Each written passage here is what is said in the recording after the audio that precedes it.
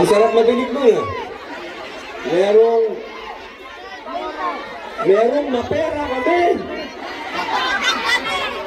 Merong may pera kami. Walang bayad dito.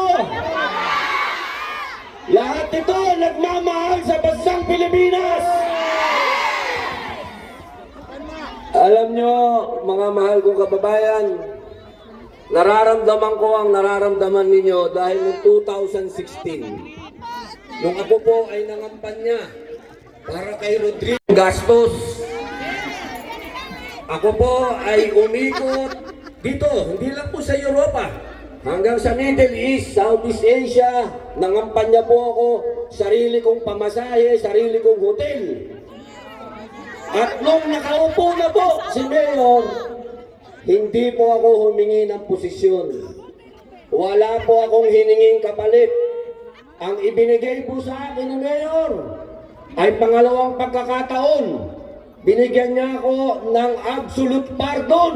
Pangalawang buhay. Kaya nandito po ako. Nakalulungkot mang sabihin, pero marami po sa mga kaibigan namin ni Mayor, kakilala na lang.